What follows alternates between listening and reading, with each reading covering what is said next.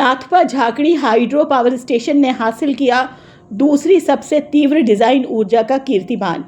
देश की सबसे बड़ी भूमिगत जल विद्युत परियोजना एसजेवीएन ने Nathpa Jhakri hydro power station ने अपने डिज़ाइन ऊर्जा उत्पादन में एक उल्लेखनीय सफलता दर्ज की है। 29 नवंबर 2025 को एनजेएचपीएस ने 6612 मिलियन यूनिट डिज़ाइन ऊर्जा प्राप्त कर अपनी दूसरी सबसे तेज़ डिज़ाइन ऊर्जा की उपलब्धि हासिल की। इस उपलब्धि के साथ एनजेएचपीसी ने 1 दिसंबर 2024 को स्थापित हुए अपने पिछले दूसरे सबसे तीव्र ऊर्जा रिकॉर्ड को पीछे छोड़ दिया। एनजेएचपीएस का सबसे तेज़ डिज़ाइन ऊर्जा उत्पादन इससे पहले 19 नवंबर 2011 को वार्षिक सर्वोच्च उत्पादन के दौरान दर्ज किया गया था। इस वर्ष का यह कीर्तिमान केवल 8 महीनों में हासिल कर लिया गया है, जबकि वित्त वर्ष 2025-26 के 4 महीने अभी शेष हैं। इस अवसर पर अध्यक्ष एवं प्रबंध निदेशक एसजेवीएन भूपेंद्र गुप्ता ने टीम के अद्वितीय प्रदर्शन की प्रशंसा करते हुए कहा कि भविष्य में भी इसी प्रकार की कार्यनिष्ठा, उत्कृष्टता तथा परिणाम साधक क्षमता की सतत निरंतरता सुनिश्चित की जानी चाहिए, जिससे संगठन प्रतिष्ठित मानकों के अनुरूप नित्य नई उपलब्धियां अर्जित करता रहे। के अध्यक्ष एवं सीएमडी वर्तिका शुक्ला और डांगोटे समूह के अध्यक्ष एवं सीईओ अलीका डांगोटे ने समझौता ज्ञापन पर हस्ताक्षर किए। अफ्रीका की सबसे बड़ी रिफाइनरी की दूसरी श्रृंखला के लिए सुश्री वर्तिका शुक्ला और डांगोटे ने एक समझौता ज्ञापन पर हस्ताक्षर किए। यह समझौता ज्ञापन असाधारण पैमाने और जटिल वाली परियोजना को पूरा करने की ईआईएल की क्षमताओं में व्यक्त विश्वास की एक सशक्त पुष्टि है। ईआईएल अपने दर्शकों के अनुभव, बहुविषयक क्षमताओं और वैश्विक कार्यान्वयन मॉडल के साथ दुनिया के सबसे उन्नत और पूर्णतः एकीकृत रिफाइनरी, पेट्रोकेमिकल और उर्वरक परिसरों में एक निर्माण में डांगोटे का समर्थन करेगा।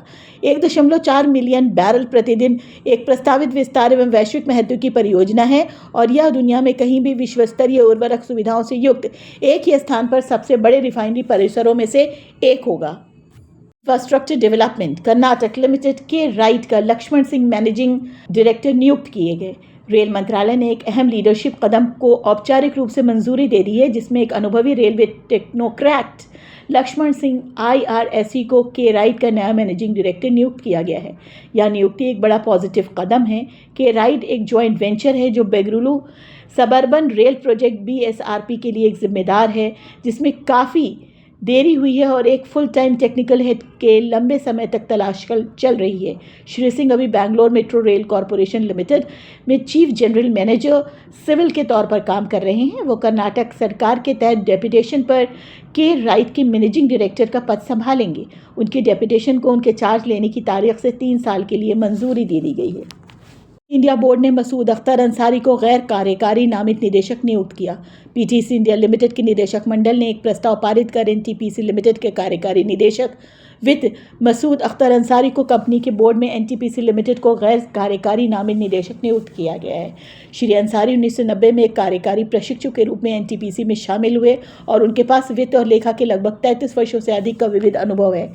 अभी वे एनटीपीसी के कॉर्पोरेट सेंटर में कंकरेंस ट्रेजरी और सुपर एनुएशन ट्रस्ट के हेड हैं। श्री अंसारी एनटीपीसी की सब्सिडियरी जॉइंट वेंचर जैसे energy efficiency services limited, NTPC Tamil Nadu energy company limited, IntelliSmart infrastructure private limited और मेजा ऊर्जा निगम प्राइवेट लिमिटेड में बोर्ड में पार्ट टाइम डायरेक्टर के तौर पर काम कर रहे हैं। सिपन कुमार गर्ग ने टीएचडीसी इंडिया लिमिटेड के अध्यक्ष और प्रबंध निदेशक का अतिरिक्त प्रभार ग्रहण किया। वर्तमान में श्री गर्ग टीएचडीसी आईएल के निदेशक वित्त के रूप में कार्यरत हैं। वाणिज्य और कानून स्नातक व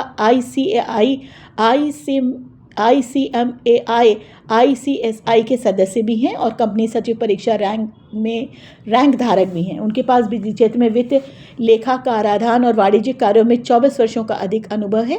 टीएचडीसी इंडिया लिमिटेड में शामिल होने से पहले उन्होंने एनटीपीसी लिमिटेड की दोनों सहायक कंपनियों Aravali power company private limited और पतरातु विद्युत उत्पादन निगम लिमिटेड में मुख्य वित्तीय अधिकारी के रूप में कार्य किया है। उन्होंने एनटीपीसी के कॉर्पोरेट अकाउंट्स ग्रुप और कोलजेम हाइड्रो पावर प्रोजेक्ट में भी प्रमुख भूमिकाएं निभाई हैं। को एचपीसीएल के लिए अतिरिक्त सीवीईओ का कार्यभार सौंपा गया। कार्मिक और प्रशिक्षण विभाग डीओपीटी ने सुश्री मीनाक्षी रावत 1993 कैडर की आईईएस को मुंबई में Hindustan petroleum corporation limited HPCL की मुख्य सतर्कता अधिकारी सीवीओ के रूप में नियुक्ति को मंजूरी दे दी है। वह वर्तमान में मुंबई में Bharat petroleum corporation limited BPCL में सीवीओ का पद संभाल रही हैं वो नौकरी शुरू करने से लेकर 6 महीनों के लिए अतिरिक्त भूमिका संभालेंगी। तब तक यह रहेगा जब तक HPCL में एक नियमित CVO नियुक्त नहीं हो जाता या अगली सूचना तक, जो भी पहले होगा। महाराष्ट्र ने प्रभात किरण को नए कार्यकारी निदेशक के रूप में स्वागत किया। बैंक ऑफ महाराष्ट्र ने प्रभात किरण को नए कार्यकारी निदेशक के रूप में नियुक्त किया है। नेतृत्व टीम ने उनका गर्व के साथ स्वागत किया और उन्हें विश्वास है कि उनका व्यापक अनुभव और स्पष्ट दृष्टिकोण बैंक को ग्राहक अनुकूल सेवाएं प्रदान करने और विकास को गति देने में मदद करेगा। बैंकिंग में एक मजबूत पृष्ठभूमि के साथ प्रभात किरण को परिचालन में सुधार, डिजिटल परिवर्तन और वित्तीय प्रबंधन में विशेषज्ञता प्राप्त है। उनकी नियुक्ति से बैंक के विकास लक्ष्यों को बढ़ावा मिलने और परिचालन को अधिक कुशल बनाने और राष्ट्रीय और क्षेत्रीय दोनों शाखाओं में सेवा वितरण में सुधार होने की उम्मीद है। कुमार डैनियल भारतीय सीमेंट निगम का निदेशक संचालन नियुक्त। मंत्रिमंडल की नियुक्ति समिति ACC ने steel authority of India limited SAIL के मुख्य महाप्रबंधक कार्य बाला सुकुमार डैनियल को भारतीय सीमेंट निगम लिमिटेड CCI का निदेशक संचालन में नियुक्त करने के भारी उद्योग मंत्रालय के प्रस्ताव को मंजूरी दे दी है। आधिकारिक सूचना नोट के अनुसार ACC ने उनकी नियुक्ति को मंजूरी दे दी है और भारी उद्योग मंत्रालय को आवश्यक सूचना भी जारी कर दी गई है।